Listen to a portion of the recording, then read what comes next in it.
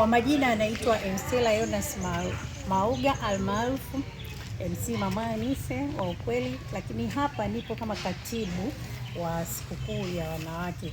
Tupo kwenye maadhimisho, kilele cha maadhimisho ya sikukuu ya wanawake ambayo yanafanyika kila mwaka tarehe 8 mwezi wa 3. Hivyo basi sisi kama wanawake tuna wajibu wa kukusanyika wanawake wote wa wilaya ya Mbinga.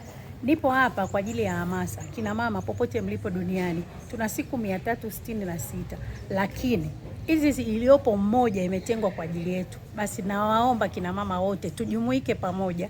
Tutakuwa na matendo ya huruma ambayo yatafanyika tarehe 5 mwezi wa 3 katika viwanja vya shule ya Kiwanjani. Basi mgeni wetu rasmi atakuwa mkuu wa wilaya ya Mbinga. Lakini pia tarehe 6 tutakuwa na usiku wa mwanamke ambao utafanyika One Pacific. Basi kina mama wote naomba tujumuike kwa pamoja. Sala yetu itakuwa ni kanga ambayo inapatikana kwa Mama Justin karibu na famasi ya Mama Lupoli. Tarehe 8 ndio kilele ambacho kitafanyika katika mkoa wa Ruvuma Peramio.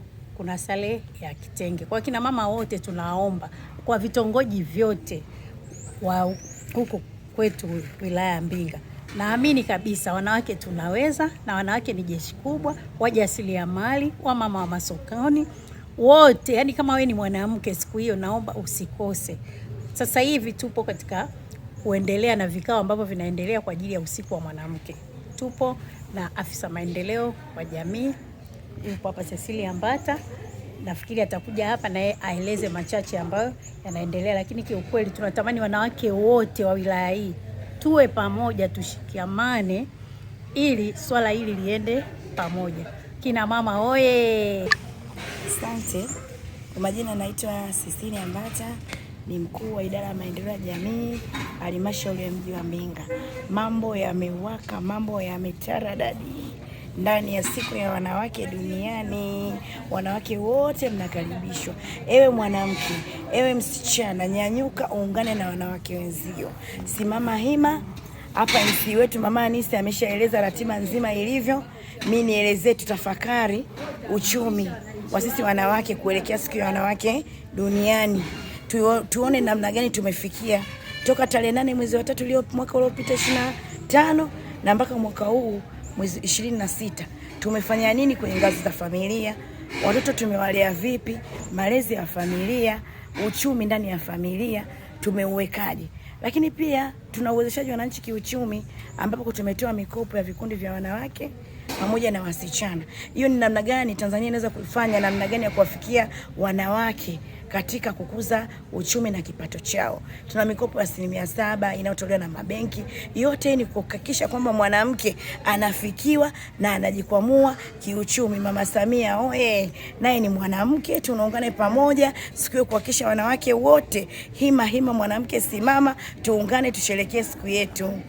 Mimi naitwa Imeda Halikizandra Mapunda, kwa jina ninalofahamika Mama Magari yangu.